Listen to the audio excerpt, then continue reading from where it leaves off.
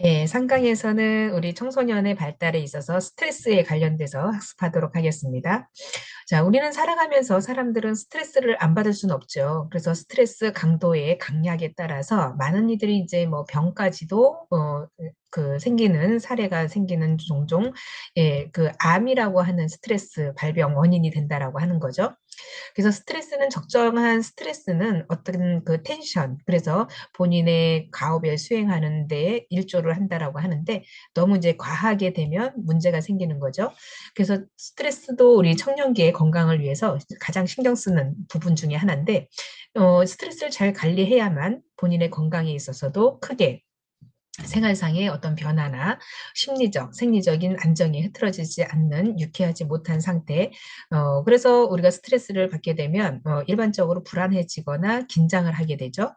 그래서 이런 스트레스를 긴장하는 거는 좋은데요. 이 긴장이 너무 장기화된다라고 하는 것은 굉장히 몸에 어떤 건강상의 문제가 생기는 거죠. 자, 사람이 살아가면서 여러 분야의 스트레스를 경험합니다. 자신의 어떤 욕구가 좌절되거나 아니면 낯선 환경에 직면했을 때, 또 처음 해보는 일을 맡게 되었을 때 우리는 스트레스를 많이 받게 되죠.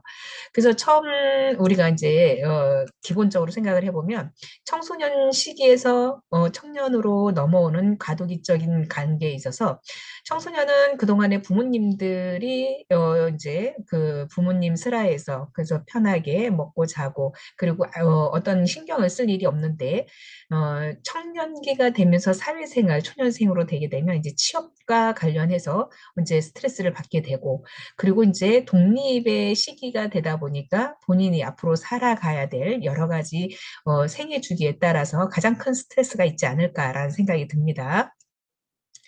자, 살아있는 동안 또 스트레스를 자유롭게 할 수 있는 방법은 아무도 없습니다. 근데 이제 그 스트레스를 어떻게 이겨내느냐가 큰 관건이겠죠. 그래서 스트레스 평생 사람과 함께 한다면 이 스트레스를 줄일 수 있는 방법이 무엇이 있을까라고 고민을 하게 되는 거죠. 그래서 우리가 청년기에는 대개 그 스트레스의 원인 이런 것들이 되는 사건이나 사람에 대한 어떤 고유한 개인의 성격 또는 개인의 어떤 사건에 대해서 어떻게 해석하느냐에 달려 있다라고 볼 수 있겠죠. 그래서 청년기에 인생의 스트레스가 가장 많은 시기고 특히 25세에서 40세 사이의 성인들은 다른 어떤 연령대에 비해서도 집단에서의 받는 스트레스가 가장 많다라고 보는 거죠. 직장에서의 스트레스, 뭐 또 어떠한 자기의 프로젝트의 스트레스, 그리고 가정의 스트레스, 뭐 자녀에 대한 스트레스도 있겠죠. 자, 이 나이가 되면 인생에서 가장 많은 사회적인 변화를 경험하기 때문에 그렇다. 그래서 직업과 결혼과 출산 이런 것들이 맞물리기 때문에 청년기에는 그 어느 시기보다도 인생에 큰 가호기적인 변화를 갖게 되는 거죠.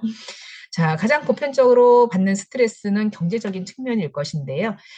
자유경제 시장. 그래서 우리나라도 이제 뭐 자유민주주의 또 자본주의라고 생각을 하다 보면 결국에는 경제적인 능력, 이런 것 때문에 내가 발목이 잡히거나 사회생활에 중요한 어떤 가치에 있어서의 돈, 이런 것들을 인생에 좌우하기도 하죠.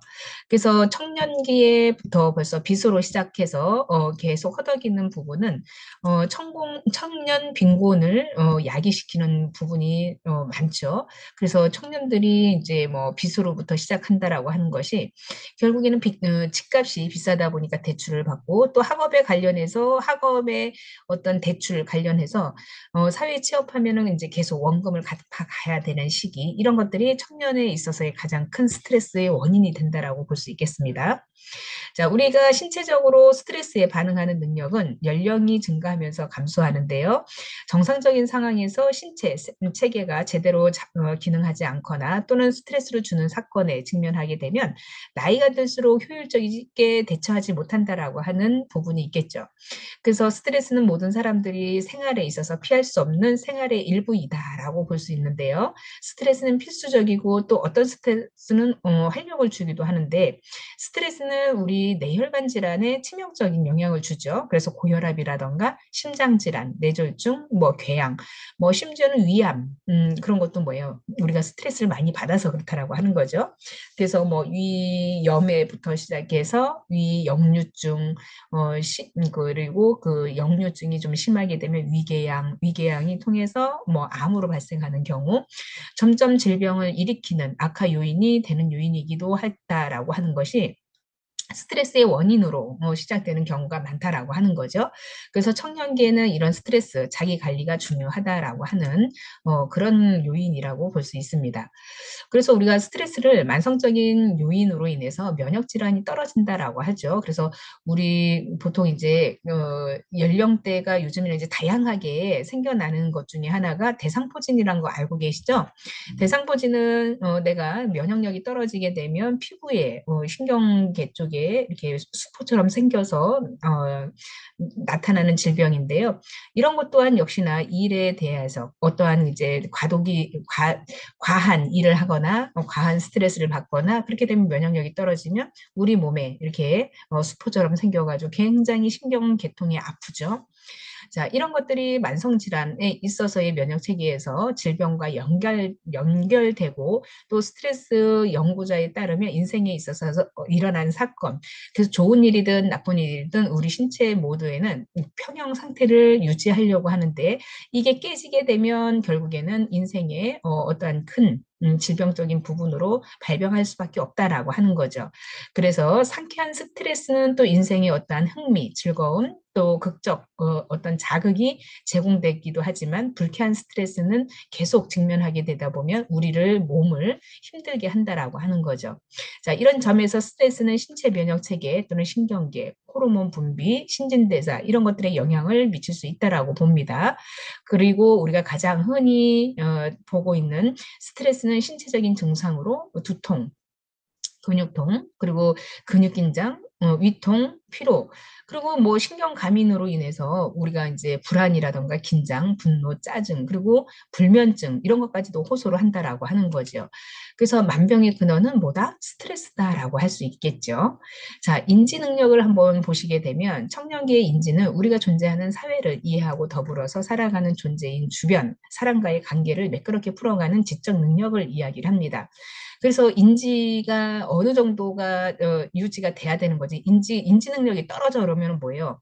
4차원 세계에 산다라고 하는 빗대어서 좋은 말이지만 예, 4차원 세계에 사는 사람들 어때요? 정상적인 사람들보다 한 템포 느리거나 뭔가가 좀 부족하다라고 느껴지는 거죠. 그래서 누가 얘기를 하면은 4차원 세계에 사는 사람이라고 이야기하듯이 자, 우리가 인지가 정확히 이해가 돼야 다른 사람들과의 어떠한 관계에서도 매끄럽게 되는 거죠. 그래서 인간은 사회적 동물이라는 명언에 걸맞게 살아가기 위해서는 사회적 능력이라 할 수 있는 것이 바로 인지 능력이다. 그래서 인지가 잘 되어야 우리가 정상적인 사회생활을 하되 뇌의 기능이 점점 비효율적이게 되게 되면 청년기에는 예, 지적 능력이 좀 감소한다라고 주장하는 학자가 있는 반면에 어떤 학자는 노년기에 심각한 질병에 걸리기 직전에 지적 능력은 계속해서 안정한 상태를 유지한다라고 이야기를 합니다. 자, 우리 그런 얘기 많이 들어보시죠. 청년들은 어떠한 지식이나 어떠한 발달 과정에서 굉장히 뛰어나지만 나이 드신 분들은 우리가 지적 능력보다는 어때요? 지혜가 많이 있다라고 하는 거죠. 그만큼 살아오면서의 그런 삶의 지혜는 청년이나 어떠한 그 청소년 따라올 수 없는 그들만의 어떠한 굉장히 큰 어, 음, 달란트라고 볼 수 있겠습니다. 그래서 우리가 이제 흔히 빗대어서 얘기한 것 중에 하나가 어, 유태인 교육 사상회를 보게 되면요. 예를 들면 유태인 사상에서 이제 그 노자가 이야기하는 것들 중에 무슨 이야기냐면 어, 그 강에 그 3살짜리 아이와 노년기 80의 노인이 빠졌을 때 누구를 먼저 건지느냐라고 하는 거, 누구의 생명 먼저 1순위를 건지느냐라고 하는 거예요. 자, 우리가 생각해 봤을 때 각자가 한번 생각해 보세요. 저 깊은 강물에 사람이 둘이 빠졌는데 하나는 3살짜리 아이고 한 분은 나이 드신 80대 노인이라고 한다면 여러분이라고 하면은 내가 구해야 될 입장 누구를 먼저 건지느냐라고 하는 거죠. 뭐 이거는 정답이 따로 없습니다. 왜냐하면 우리는 그 살아오는 어떠한 그 저기 민족적인 배경 또 어떠한 개인적인 그 생각하는 것 차이에 따라서 있기 때문에 정답은 없죠. 자, 근데 우리는 보편적으로 살아가고자 하는 그 삶이 많이 남아있는 3살짜리 어린아이를 구한다라고 얘기를 하죠. 그래서 이 아이의 앞날이 창창하고 또 앞에 이 아이가 큰 사람이 될 수 있을 거라는 기대감, 이런 것 때문에 살아갈 날이 많은 아이를 구한다라고 하는데, 유태인 사상에, 유태인 교육에 의하면 그 유태인들은 사상에 3살짜리는 아직 이 나라에, 이 사회에 기여한 바가 없기 때문에 80 먹은 노인을 먼저 구한다라고 하는 거죠. 80 먹은 노인을 구한다는 것은 그동안 이 노인이 태어나서 살아가면서 작게든 크게든 사회에 공헌한 바가 크다라는 입장인 거죠. 그래서 그 사람의 노고에 감사하다라고 하는 측면에서 유태인 사람들은 노인을 먼저 구한다라고 얘기를 합니다. 자, 이게 이제 어떠한 시대상을 반영할 수도 있는 거고요. 그 나라의 어떠한 사회적인 문화 이런 것들도 반영을 하는데, 저 같아도 처음에 이 얘기 들었을 때 저는 뭐 당연히 우리 같은 입장에서 어린 아이를 먼저 구해야 되는 거 아닌가라는 생각이 들기도 했었습니다. 그런데 우리가 살아가면서 인간의 어떠한 인지적인 발달 그리고 그 사람의 어떤 지혜적인 것은, 예, 살아가면서 항상 뭐 우리가 유명한 그 어떤 학자라던가 유명한 뭐 그 교육을 잘 받고 좋은 집안에서 태어나서 덕망 있는 집안에 그런 사람만 우러러 보고 그런 사람들만 닮아가는 것이 아니라, 다리 밑에 있는 거지도 본인한테 어떠한 그 지혜가 있고 살아가면서 노하우가 있다라고 하는 거죠. 그래서 우리는 살아가면서 다양한 방면에 오픈 마인드 배워야 된다라고 하는 거죠. 내가 부족한 부분은 상대방이 가질 수도 있는 것이고, 그 부분이 내가 부족한 부분을 그래서 하다못해 다리 밑에서 거렁뱅이가 있더라도 그 사람한테 배울 점 있으면 배워야 된다라고 얘기를 합니다. 저도 이제 최근 들어 제가 이제 뭐 나이가 젊은 20대 아이들이랑 뭐 30대 아이들이랑 같이 이렇게 많이 접해보는 직업을 가지고 있다 보니까, 그들에게서는 제가 뭐 한낱 예를 들면 어떤 직업에 있어서 어 많이 떨어진다라고 하지만 그 눈으로 보고 배우고 했던 삶의 어떤 기술 그런 게 있지 않겠어요? 그래서 옆에서 이렇게 이야기를 하면 저 사람이 뭔데? 라고 하면서 어, 왜 자기를 가르치느냐라고 하는 그런 눈빛 있잖아요. 참, 그래서 나이를 먹은 사람들을 그냥 한낱 무시하는 그런 처사가 아니라, 저 사람이 저렇게 생각할 때는 그만한 이유가 있지 않을까? 저 사람의 노하우가 뭔지 좀 궁금해하고 배우려고 하는 자세, 이런 것들이 좀 필요하다라는 생각이 듭니다. 그래서 나이를 먹는다는 거는 그냥 먹는 게 아니라 세월을 같이 넉넉하게 그분들이 살아온 삶에 있어서의 어떠한 그 존경 이런 것이 좀 있어야 되지 않겠나라는 생각이 듭니다. 그래서 우리가 쉽게 이야기하는 옛말로 벼가 익어야 고개를 숙인단 말이 정말 저는 절실하게 느껴집니다. 그래서 인생에 있어서 젊었을 때는 그야말로 철없이 막 천방지축으로 뛰어다니고 그렇게 생활을 했다라고 하면, 나이를 점점 들어가면서 이제 그 나름의 나이 본연의 어떠한 그 본인의 그 자아상 그리고 본인이 사람들에게 풍기는 어떠한 인생의 인생관, 그 사람의 인격이라고 할 수 있겠죠. 그래서 인격이 훌륭하냐 안 하냐에 따라서 그 사람이 뭐 가진 게 많고 적고를 떠나서 인성이, 인품이 훌륭하다라고 하는 그런 말들을 듣는 것이 참 어떻게 보면 인간으로서의 아주 최고의 칭찬이 아닐까라는 생각이 듭니다. 뭐 이제 요즘에 이제 한참 등장하는 인물이 이장학 선생이라고 들어보셨나요? 아, 김장학 선생인가요? 잠깐 갑자기 성이 생각이 안 나네.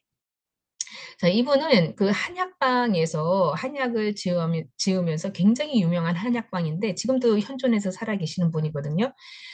그런데 이분이 자기한테는 굉장히 박하게 모든 거를 굉장히 솔선수범하고 겸손하고, 예, 본인을 위해서 쓰는 돈은 없는데 한약을 팔면서 수억을 이제 뭐 그 대학생들한테 장학금을 기증을 하고 좋은 일에 많이 하시는 분이에요.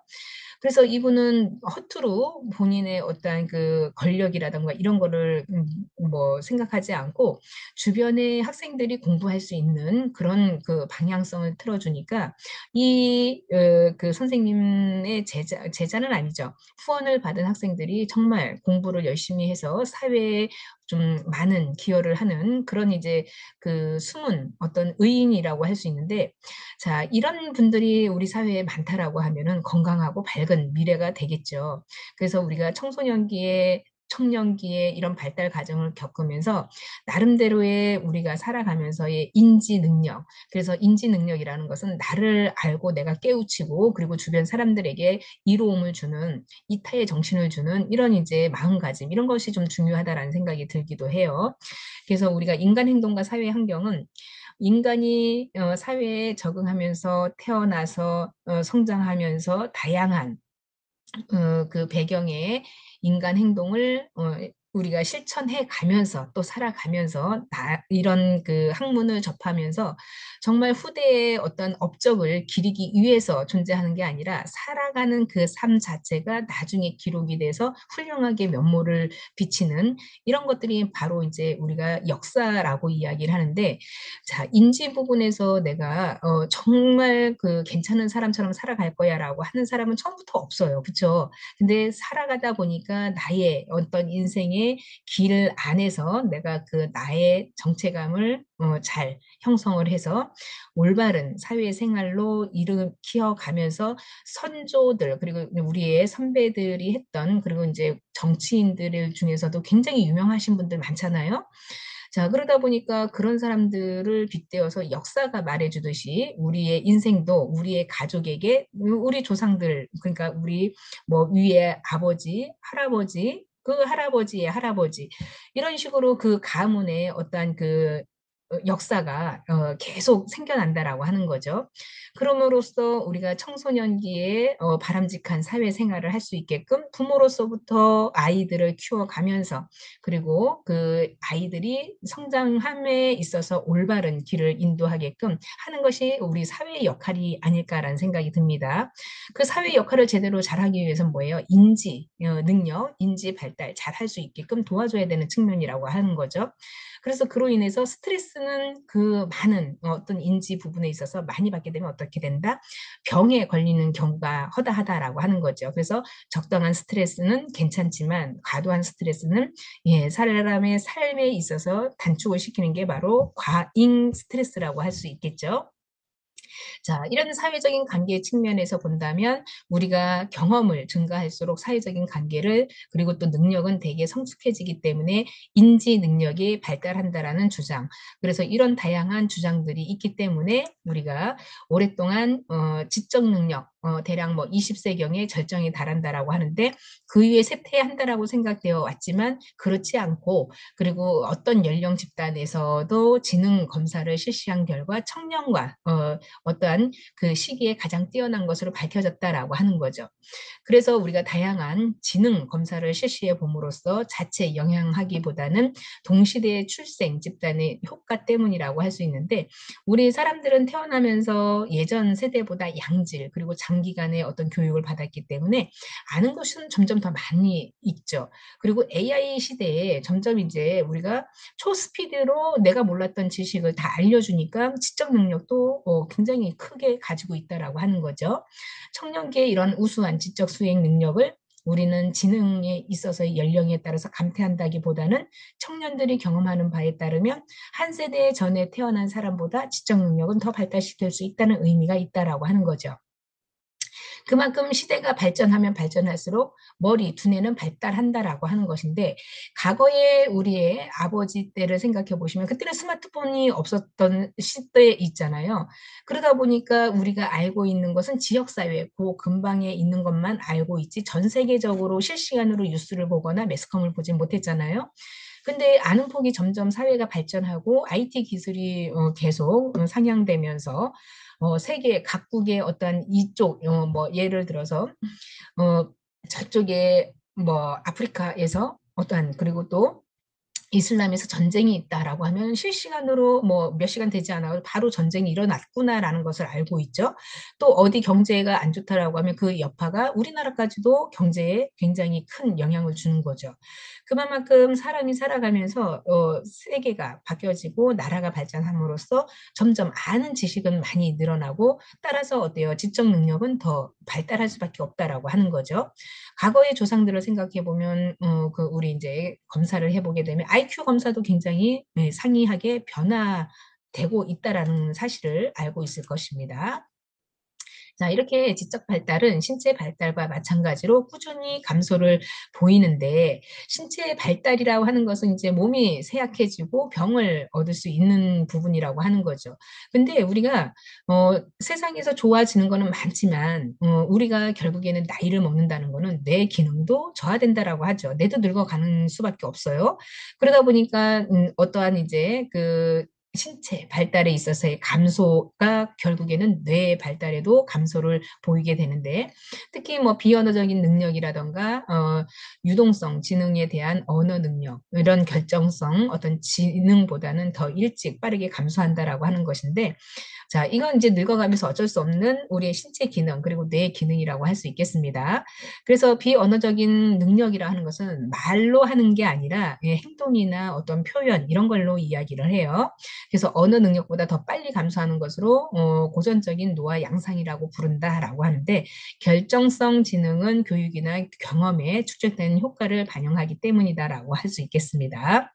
자, 왜냐하면 지적 능력에 필요한 생리적, 신경학적 구조가 연령이 증가하면서 점차적으로 감소하기 때문이다라고 하는데 우리가 삶의 질은 높아지고는 있는데 삶의 질에 따라서 우리가 내 기능도 열심히 뭐 좋아지면 좋은데 사람이 늙는다는 거는 과학의 기술이 아무리 좋아도 어쩔 수가 없는 상황이다라고 보는 거죠. 그렇다고 뇌를 꺼내서 뇌를 성형수술할 수는 없잖아요. 자, 그래서 인지성차에 있어서 청년기의 지능에 관한 어떤 연구에 따르면 남녀 간의 성차에 따른 인지 능력의 차이를 보이는 데 대해서 연구를 했습니다. 그래서 인지 기능에 있어서의 성차가 있는 것으로 밝혀졌는데 연구자들은 남자와 여자 각기 다른 사회화 유형의 결과를 주장을 하는데 지적 능력의 성차는 청년기 내내 계속되는데 남성이 대체로 공강지각이라던가 수리 문제에 있어서의 우세하고 여성은 기납적인 추론, 그래서 언어, 기억 또는 이제 지각, 속도에서 우세하다라고 하는 거죠. 자, 그래서 여성들은 어떠한 드라마를 보게 되면 감수성이 예민해지는 거고 남자들은 굉장히 저게 왜 울 일이야? 그러니까 이제 이거는 숫자, 그러니까 어떤 계산적인 부분이라고 할 수 있겠죠. 그래서 이제 남자들은 어떤 이제 사건이 있으면 육하 원칙에 따라서 이야기를 하는데 여성들은 육하 원칙이기보다는 먼저 마음이 동한다라고 하는 거죠. 자, 이러한 남녀의 지적 능력에 대해서 성찰은 단지 평균 차의 의미일 뿐 아니라 공강지각에 있어서의 남성의 평균 점수를 능가하는 여성도 있다라고 하는데 요즘에 여성들도 굉장히 뭐 계산적인 어떤 이제 과학적인 추리 이런 거를 잘하는 부분도 있습니다. 근데 이제 대부분의 어떠한 이제 평균적으로 계산을 한다라고 하면 통계를 내본다 하면 여성은 이제 감수성이 좀 더 남성보다 풍부하다는 이야기를 하고 있는 거죠. 자, 또한 모든 문화권에서 보편적인 현상은 아니고 그 나름대로의 고유한 문화적인 특성이 있다라는 거 참고하시면 될 것 같습니다. 자, 또 인지성차에 있어서도 우리가 그 연구 결과가 암시하는 것 중에 하나가 역사적 상황에 대한 어떤 영향을 받는다라고 하는데요. 타고난 개인들의 어떤 능력 이라기보다도 청소년의 발달의 사회적인 상호작용 결과로 바람직하게 봐야 된다라고 하는 거죠. 그만큼 우리가 사회생활을 함에 있어서 어떤 영향을 받았냐라고 하는 그런 것들이 결정적인 이유라고 하는 거죠. 예를 들면 똑같은 대한민국의 국적을 가졌는데 어린 시절에 유럽에서 생활을 했던 친구와 한국에서 생활했던 사람의 그 똑같은 연령대가 사회생활을 했을 때 분명 이거는 이제 어떤 이제 발달에 있어서의 문화적인 차이이지 그게 하나의 능력이라고는 보지 않는다라고 하는 거죠. 그래서 뭐 유럽 같은 경우는 굉장히 자기의 어떤 생활에 있어서의 오픈 마인드지만 우리나라는 굉장히 규제가 또 많죠. 그런 생활상의 어떠한 인지의 영향이 좀 많다라고 보는 거죠. 자, 인지 통합에 있어서도 우리가 청소년기, 청년기에는 새로운 사고의 통합이 발생한다라고 하는데 논리적 사고에 덜 의존하게 되고 현실적인 면을 고려하게 되어서 청년기의 인지 능력에 있어서는 매우 우수하고 사회 물정에도 이제 밝아진다라고 하는 거죠. 자, 청년기에는 우리 인지 능력에서 논리적인 사고뿐만 아니라 현실적인 능력도 포함되는데 청년기에는 흑백 논리와 같은 이원론적인 사고에서 벗어나 이제 다차원적인 사고 능력을 가지게 된다라고 하는 측면이죠. 그동안에는 내가 그 협소한 개념으로 요거 아니면 요거였는데 선택의 방법이 근데 이제 사회생활을 하면서 뭐예요? 아, 이것도 될 수 있고 이 사람의 어떠한 그 다양한 의견도 수반할 수 있고 그래서 조율을 한다라고 하는 거죠. 그래서 이렇게 사회생활에 이제 점점 길들여지는 청년기를 이제 이렇게 밟고 간다라고 하는 거죠. 청년기에는 다차원의 어떠한 세계와 복잡한 인간관계를 직면하게 되면서 이루어진다고 주장하는 것이 있고 또 본인의 어떠한 진실 또 진리 이런 것들을 주관적이고 상대적인 것으로 이제 이해를 하게 됩니다. 그래서 지식이란 절대적으로 고정불명한 것이 아니라 여러 개의 타당한 어떠한 견해 중에 하나로 그런 사실을 이제 이해하고 받아들인다라고 하는 측면이 있겠습니다. 그래서 청년기의 인지발달 단계에서도 연구가 있는데 피아제가 주장하는 형식적, 조작적 사고를 넘어서지는 않지만 지식의 습득 단계에 있어서는 어떠한 지식의 실생활, 즉 직업 발달, 그래서 가족 발달에 대한 적용을 단계로 전환하게 된다라고 하는 것인데 청년기의 지능은 양적 증가나 감소보다는 사고 방식에 있어의 질적 변화가 더 중요하다라고 보는 거죠. 이제는 이제 질적 부분에 있어서의 그 값을 매기는 건데 예를 들면 어떤 우리가 빵을 먹더라도 이제 점점 어렸을 때는 우리가 성장기 때는 빵을 어떤 맛을 보고 하는 게 아니라 양을 빨리 많이 먹어서 배를 채우려고 했다라고 하면 이제는 나이가 점점 들어가면서 커피도 좋은 커피 그래서 뭐 싼 커피가 아니라 좋은 커피를 먹으려고 하고 이왕이면은 음식도 점점 이제 질적으로 고급진 거를 먹으려고 하는 이런 이제 다양성에서 이제 그 질적으로 더 양보다는 질로 간다라고 하는 이런 것들이 이제 제가 예를 들었을 때 인지를 그렇게 간다라고 하는 측면입니다. 그래서 사고 방식에 있어서도 이제는 뭐 간단 명료한 게 아니라 깊숙하게 성숙하게 생각하고 최대한 본인이 어떤 방식으로 선택을 해서 최소한의 어떤 이익을 실현을 할 것인가 그리고 손실을 줄일 것인가 이런 생각을 한다라고 하는 거죠. 그래서 이런 사고 방식에 있어서 질적 변화가 더 중요하다라고 인식을 하는 단계가 청년기의 단계다라고 할 수 있고 또 우리가 이 지식적인 측면 자체에서의 어떤 지식을 습득하지 않고 스스로 설정한 인생의 목표에 적합한 가업을 최선을 다해서 노력하려고 하는 부분 이런 것들이 청년기의 발달 가업이라고 할 수 있겠습니다.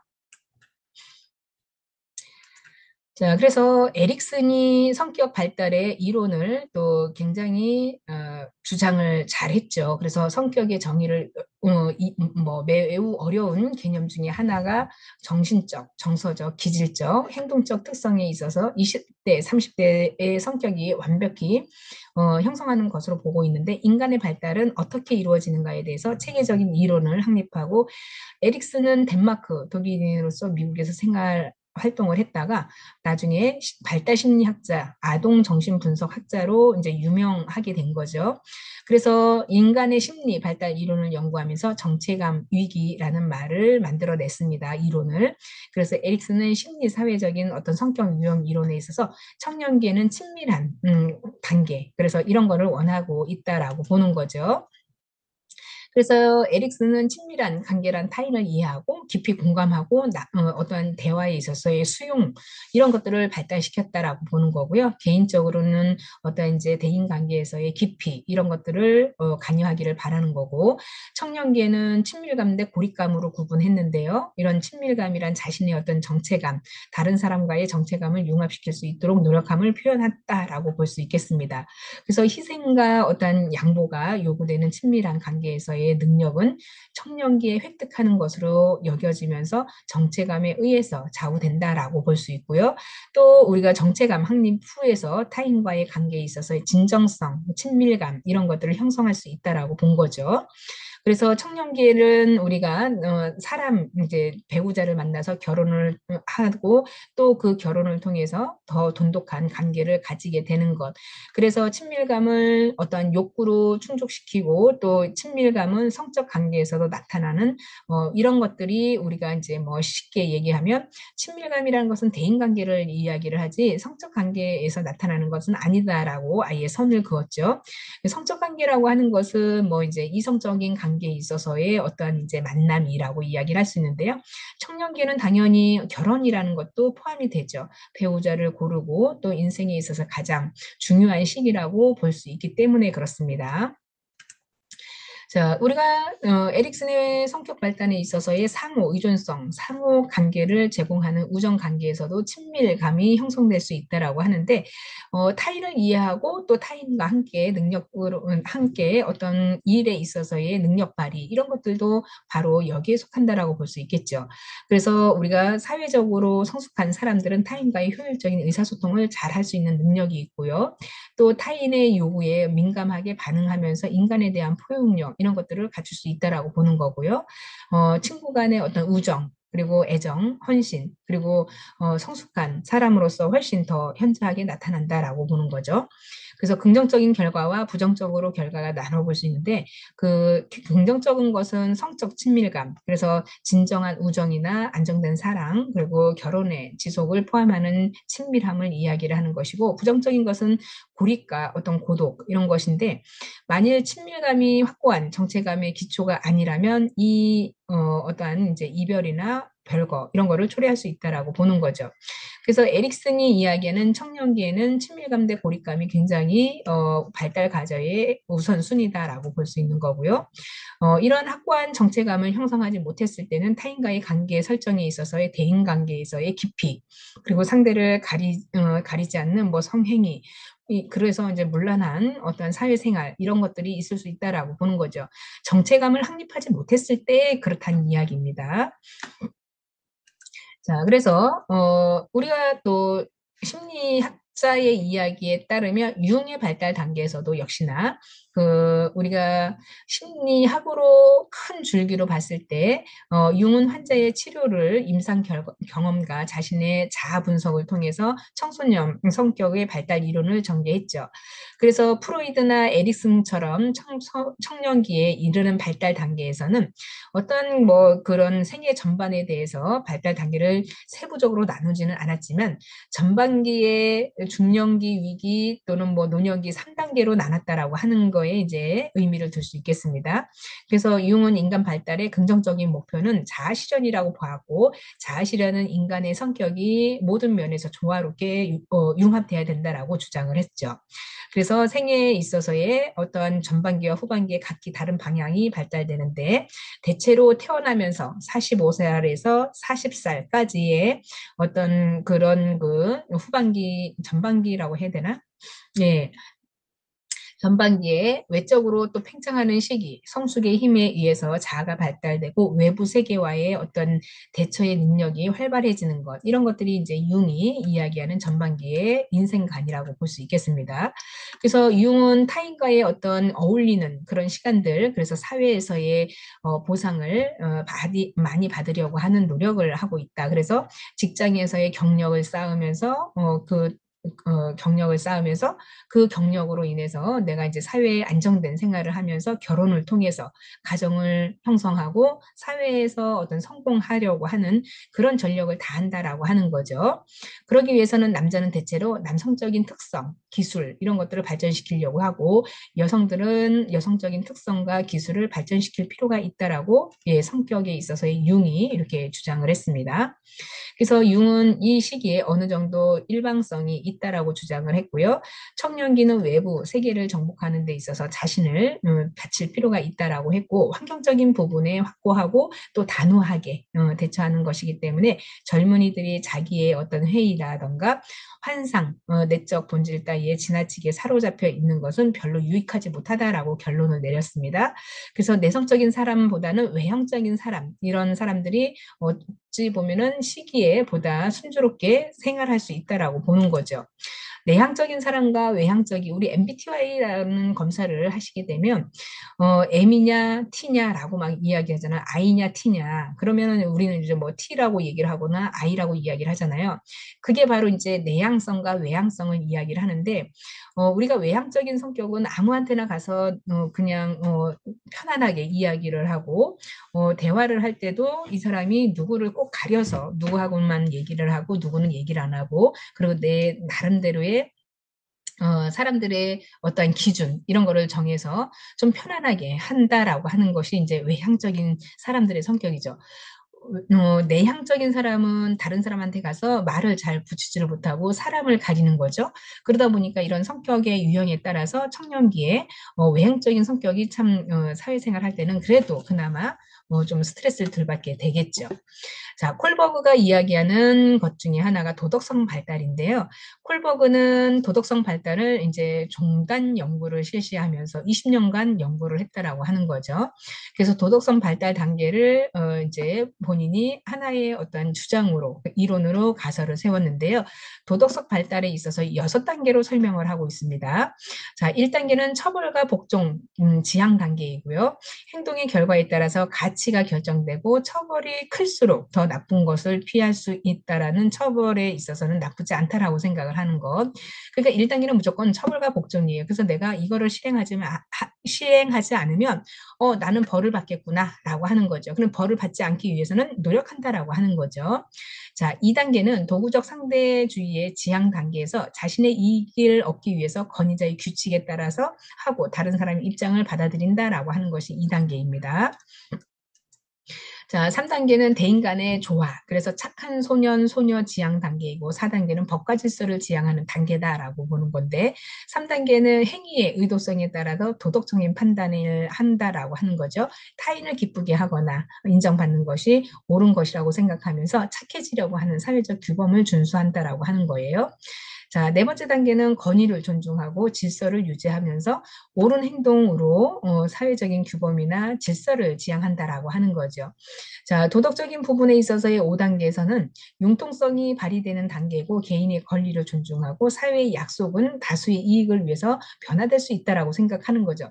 자, 이제 도덕성이 여기에 발현이 됩니다. 그래서 우리가 아무리 자, 그 사건을 한번 이야기를 해드릴게요. 요거 6단계 마무리까지 하고. 자, 6단계는 인간의 존엄성의 정의, 사랑, 공정성의 근거를 둔 추상적으로 보편적인 행동 지침을 가지고 자신이 선택한 어떤 윤리적인 원리와 일치가 되는 양심에 의해서 옳은 행동이 결정이 되는 단계라고 할 수 있겠습니다.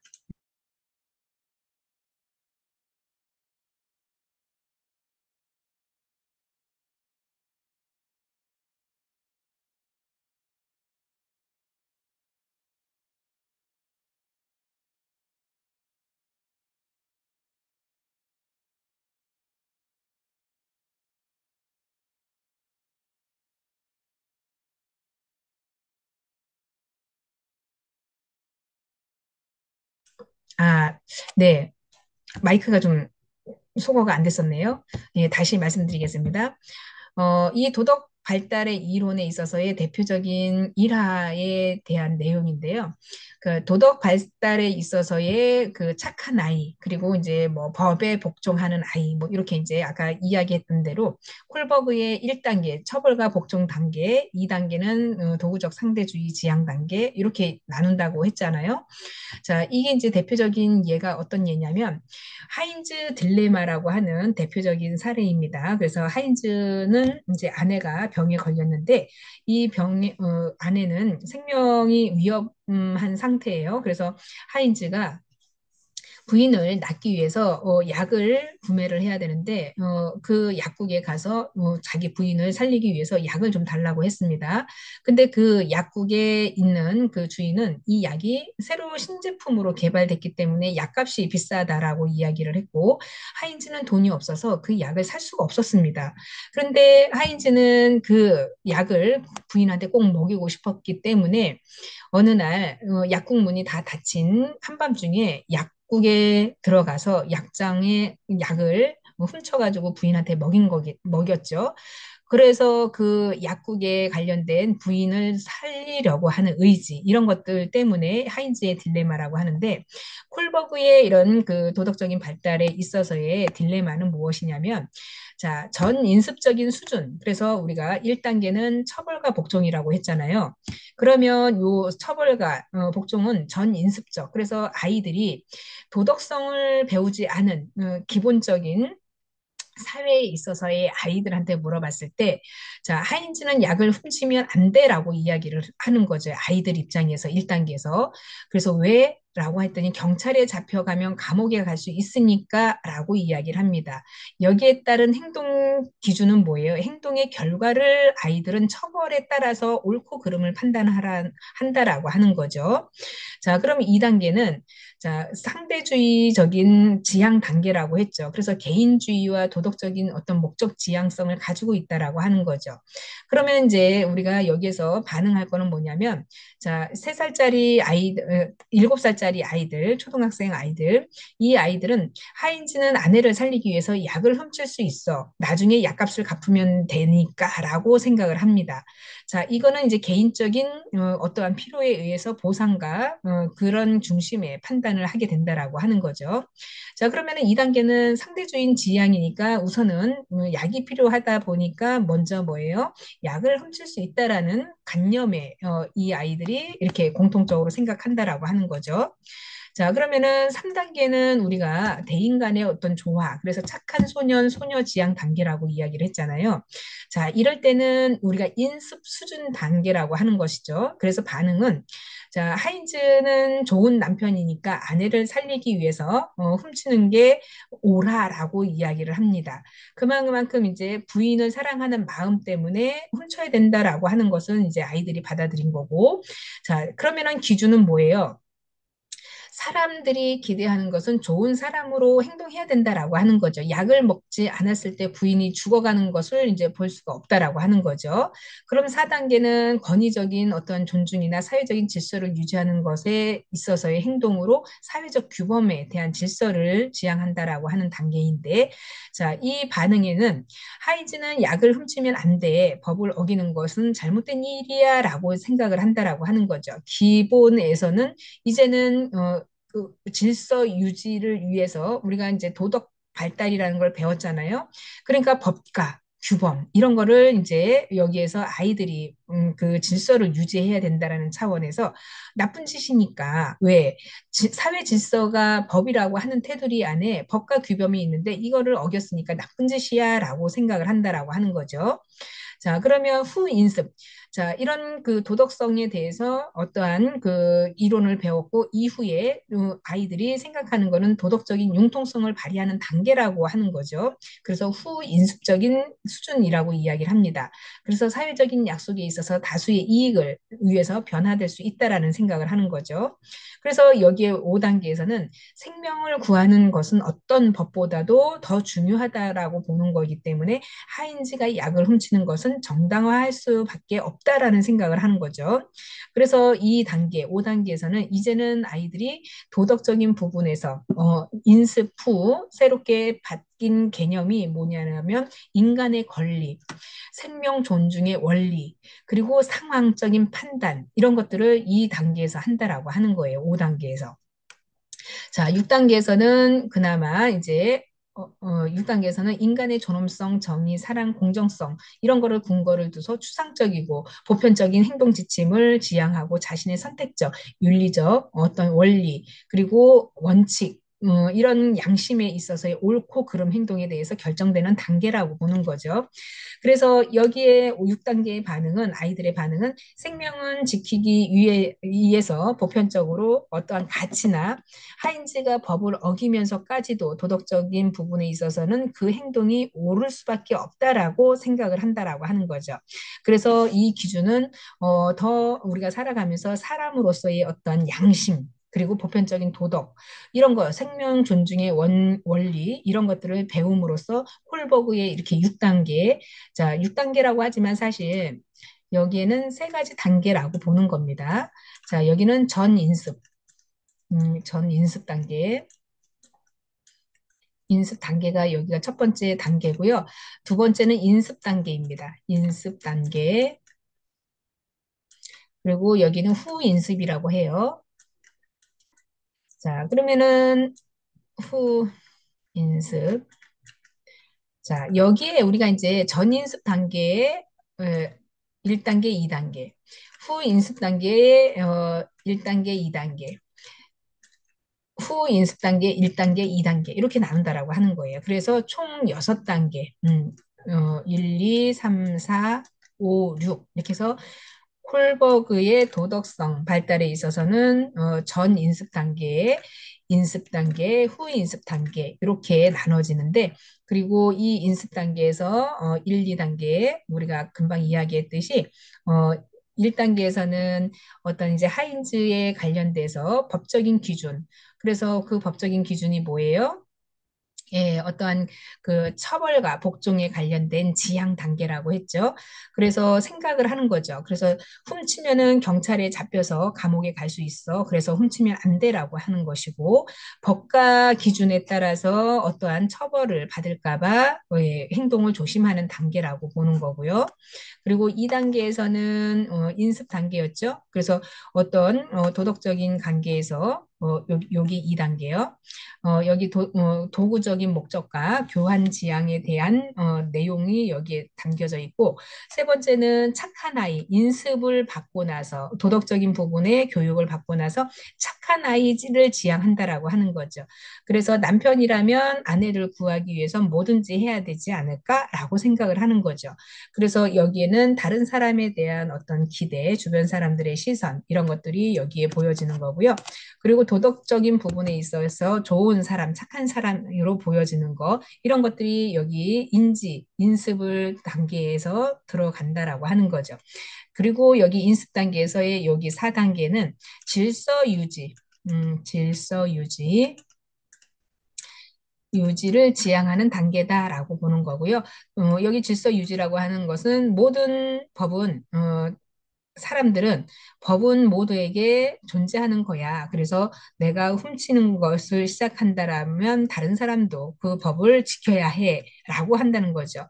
그래서 법과 규칙을 중요하게 여기는 단계라고 볼 수 있고, 그리고 그래서 여기에는 도덕적인 기준이 사회 질서와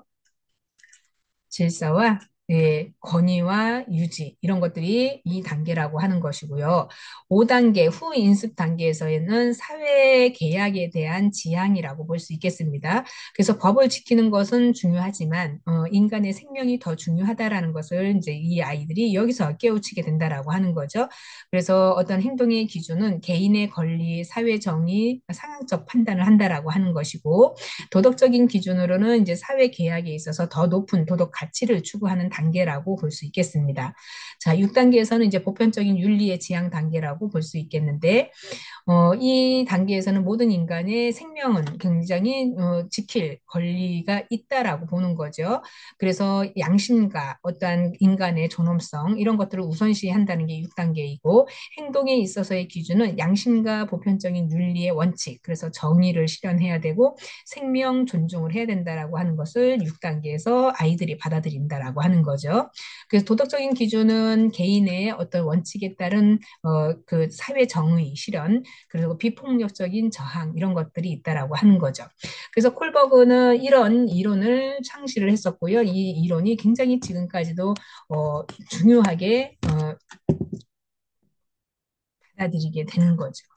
그래서 이런 것도 우리가 그 사회복지 1급 시험에 굉장히 출제 비중이 높죠. 해년마다 빠지지 않고 계속 나오고 있습니다. 자, 그래서 콜버그의 이렇게 도덕적인 부분을 좀 살펴보았고요. 자, 콜버그는 그래서 노년기에 되면서까지도 우리가 고령이 될수록 도덕적인 추론 이런 것들이 이제 낮은 수준으로 돌아가는가라고 하는 것인데 우리가 생각해 봤을 때 도덕적인 수준은 어때요? 낮아지나요?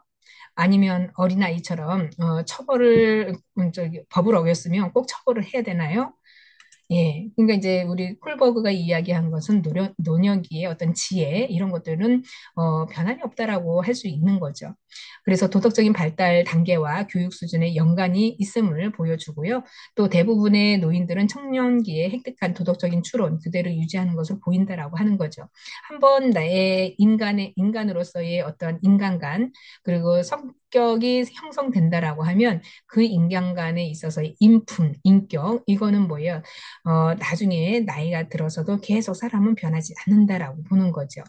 그리고 우리가 심지어는 어느 경우에도 더 일관성이 있는 어떤 도덕적인 추론을 하게 되고 콜버그의 도덕적인 갈등 상황에 직면하게 되면 경험과 일생에 거쳐서 자신의 의사결정에 대한 책임 이런 것들이 노인으로 하여금 더 일관성 있는 도덕적 추론으로 하게 된다라는 주장을 가지고 있습니다. 자, 직업의 의미를 살펴보게 되면 직업은 우리가 청소년 발달 이전에부터 인간 발달에 중요한 역할을 하고 있었죠. 그래서 누구나 어려서 크면 무엇이 되고 싶은지 생각을 하게 되면서 현실화시키기 위해서 노력을 많이 하죠. 그래서 우리는 어린 시절에 꿈도 많이 꿨잖아요.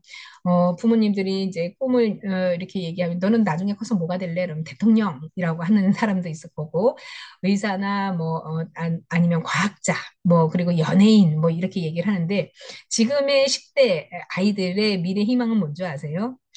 예, 아이돌 되는 게 꿈이라고 합니다. 그래서 TV에 그 연예인들 있잖아요. 대박 치잖아요.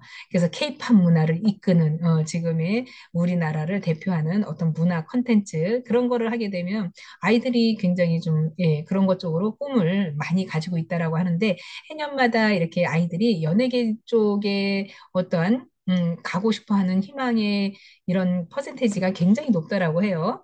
그래서 이제 본인의 어떤 꿈을 실현하기 위해서 뭐 초년 시절부터 이제 그 연습생으로 많이 활동을 하는데 제가 가까이에 있는 지인도 따님이 이제 올해 졸업을 했다라고 하는데 연예 소속사 들어가고 싶은데 정말 끼가 정말 툭질나지 않는 이상에는요.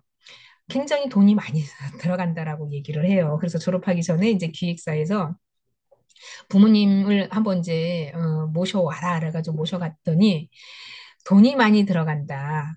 그래서 돈이 많이 들어가는데 그렇다고 뭐 특출난 인물이 아니고 또 재능이 그렇게 뭐 뛰어나게끔 뭐 남들에 비해서 정말 얘는 좀 가능성이 있다라고 하는 그런 게 아니라 본인의 희망이 어, 연극을 하고 싶고 연예계 쪽으로 가고 싶다라는 희망 때문에 그 한 가닥을 붙잡고 있었는데 그 부모한테 이제 이야기하기를 돈이 많이 들어간다. 그러니까 부모 입장에서는 뭐예요? 이 아이가 계속해서 연예인 활동을 하고 싶다고 하니까 우리는 능력이 안 돼서 너의 뒷바라지를 못 해준다라고 하는 게 이제 이 집의 어떠한 문제였던 거죠. 그랬더니 이 아이는 포기를 못 하니까 이제 그 연예 기획사에서 부모를 모시고 오라고 하면서 돈이 많이 들어간다라고 하니까 이 부모 입장에서는 그래, 돈이 들어가면 얼마나 많이 들어가는 건데 금액이 어떻게 되는데요? 그랬더니 과히 얘기를 안 해주더라는 거예요. 왜? 돈이 없어 보이니까. 돈이 많이 있었다라고 하면은 돈 금액을 제시했겠죠. 그래서 몇 번을 물어봤는데도 불구하고 돈의 금액을 얘기를 안 해서 포기를 했다라고 얘기를 해요. 그러니까 연예 기획사에 찾아오는 수많은 이런 연습생들의 부모들이 한두 명이 아니었다라고 하는 거죠. 그래서 어떤 특출난 그 외모를 가지고 있거나 어떤 재능이 있다라고 하지 않는 이상에는 모든 게 다 돈이라고 하는 거예요. 그래서 제가 봤을 때는 이 집 따님도 굉장히 뭐 이렇게 좀 단아하고 좀 예뻤던 그 얼굴인데 하나부터 열까지 다 성형을 해야 된다라고 이야기를 하는 거예요. 그러다 보니까 돈이 장난 아니게 들어가는구나라는 생각이 들었기 때문에 그렇습니다. 그래서 청년기에는 이렇게 직업에 있어서의 어떠한 그 본인의 현실화를 위해서 노력을 해야 되는 것이고 무엇이 되고 싶은지 성장하면서 구체적으로 노력하면서 나타나기 시작한다라고 하는 거죠. 그래서 사람들은 왜 직업을 갖는지 그리고 가장 중요한 이유는 경제적인 부분일 거죠.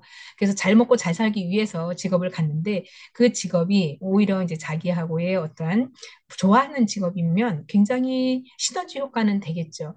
근데 좋아하지도 않는데 돈 때문에 한다. 또는 이제 뭐 어떤 능력에 있어서 내가 다른 거는 못 하는데 이것만을 할 수 있겠다라고 하면서 선택하는 부분, 다양하게 있겠죠. 자, 그래서 이런 것들이 이제 어떠한 경제적인 이유가 있을 수도 있는데요. 그렇다고 보면 경제적인 이유만이 있다라고 해서 직업의 전부일까라는 거죠. 그래서 직업은 자신의 어떤 정체감 형성에 중요한 역할을 한다라고 볼 수 있겠습니다.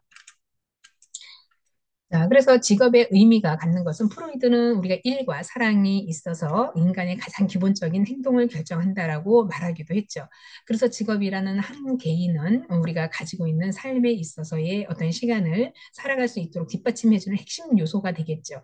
직업이 없다라고 하면 무미건조하잖아요. 재미가 없잖아요. 일상생활이 아무 감흥이 없으면 어떤 그 삶의 의미가 별로 없는 거죠. 그래서 많은 사람들은 직업에 대해서 성인들의 어떤 활동의 근원지로 삼게 되는 거죠. 그래서 자신의 하는 일의 종류에 따라서 사회적인 신분에 정해지기도 하고 또 직업에 따라서 자아의 개념 형성을 가지고 있는 거죠. 그래서 자신의 직업에 만족하고 직업의 성공을 이루려고 하는 개인의 어떤 자아 존중감, 행복감, 생활 만족과 같은 직접적인 연관이 있다라고 보는 거죠. 자, 여러분들은 지금 가족의 어떠한 그 수장일 수 있죠. 가족의 대표가 되면서 또 이제 뭐 일선에서 내가 일을 물러나서 취미 생활을 하시는 분도 계시고 지금 일상생활에서 병행하면서 직장을 열심히 다니시는 분도 계실 겁니다. 그러면 이렇게 지나서 생각해 보면 나의 직업에 내가 어느 정도 몇 번의 직업을 바꿨는지 직업은 늘 바꿀 수는 있죠. 근데 직종을 바꿀 수 있는 거는 참 예, 나름대로 어려운 일이에요.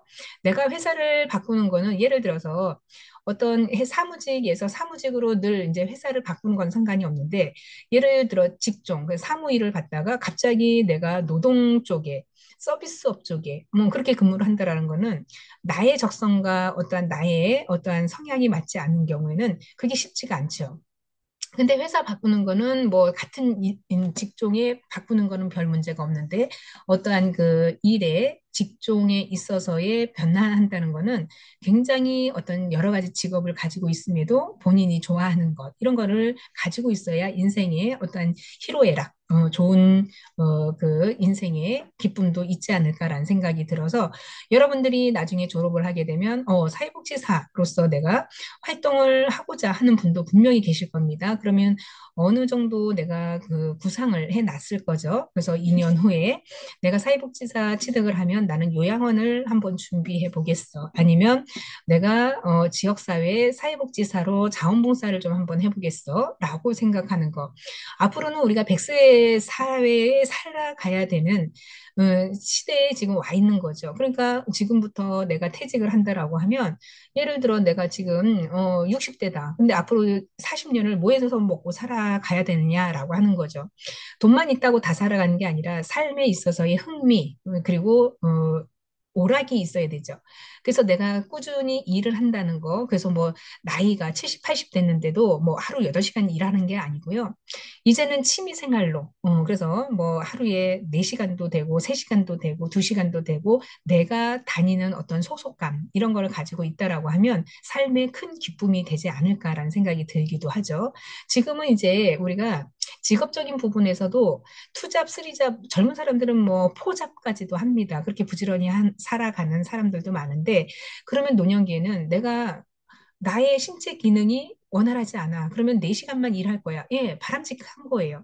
아무 몸이 건조하게 내가 벌어놓은 연금이 있으니까 그냥 먹고 산다라고 하지만 실제로 그런 돈이 여유 있어도 사회생활에 있어서 내가 소속감을 느끼는 것은 천지 차이라고 하는 거예요. 그래서 우리가 미래에 이제 앞으로의 퇴직을 위해서 내가 나름대로 전문 어떠한 그 학위를 받고 또 사회복지사 자격으로 이런 거를 좀 실현해 봐야겠다. 뭐 우리가 상담은 누구나 뭐예요. 갇혀져 있는 사람들이 상담을 하듯이 나중에 노인복지관에 내가 노인을 상담자로서 갈 수도 있는 부분이고요. 지역사회 아동사회에 있어서 지역 아동센터에 가서 내가 사회복지사로도 근무를 할 수도 있는 거고 노인을 대상으로 말벗을 해주는 상담가의 역할도 할 수 있습니다. 그러니까 직업적인 부분에서 나의 인생을 좀 더 재미있고 좀 무료하지 않게 하려면 지금 선택은 참 잘했다라고 볼 수 있겠습니다. 그래서 이런 직업에 있어서의 인간 발달의 측면에 있어서의 어떤 부분에서도 모두가 연결이 되고 있다라고 하는 거죠. 그래서 재산이 많아도 자신의 일을 갖는 사람과 재산이 없어서 노는 사람하고는 또 천지 차이인 거예요. 그렇죠? 그러다 보니까 우리는 내 일에 있어서 언제든지 충실히 하면서 사회 기능을 해야 된다라고 하는 측면입니다. 자, 프로이드가 계속 이야기했잖아요. 우리가 개인의 직업 이런 것들은 삶에 있어서의 살아가는 어떠한 디딤돌 역할을 하는 핵심 요소라고 이야기를 하는 거고 또 자신의 어떤 자아 개념을 영향을 미치고 직업에 대한 만족 이런 것들이 성공적으로 이루어지는 것은 자아 존중감과 행복감이다라고 이야기를 했습니다. 그래서 생활 만족도와 직접적인 연관 이런 것들이 있을 수밖에 없고요. 또 개인의 어떤 직업에 있어서 여러 가지 면에서도 개인의 인생에 영향을 미칠 수밖에 없습니다. 직업이라 하는 것은 그렇기 때문에 인간 발달에 있어서의 모든 측면과 연결이 되고 있다라고 하는 아주 기본적인 직업의 의미를 이야기를 하고 있는 거죠. 그래서 우리가 어떠한 직업의 의미에서 개인의 어떤 지적, 신체적, 사회적, 정서적인 요인을 개인의 직업에 영향을 미치고 개인의 직업 또는 삶에 있는 모든 영향에 영향을 미친다라고 하는 거죠. 자, 삼시세끼 우리가 집에서 할 일 없이 빈둥빈둥 하고 있으면 얼마나 보는 사람들이 짜증이 나겠어요. 심지어 할 일이 없어도 밖에 자꾸 나가라고 하잖아요. 건강을 생각해서라도. 사회생활을 안 하고 집에서만 틀어박혀 있으면 내가 스스로가 우울감이 많이 생긴다라고 하는 거죠. 그래서 소속감이 가장 중요하다라고 하는 거예요. 그래서 직업 발달에 있어서의 선택적인 준비 과정, 그리고 우리가 이런 부분에 있어서 인성적인 특성, 사회적, 경제적, 직업적인 현실 조화 이루는 것이 당연히 이상적이어야 된다라고 하는 부분을 말하고 있습니다. 자, 이번 시간에 여기서 마무리하고요. 다음 시간에 우리 연결해서 하도록 하겠습니다. 수고 많으셨습니다.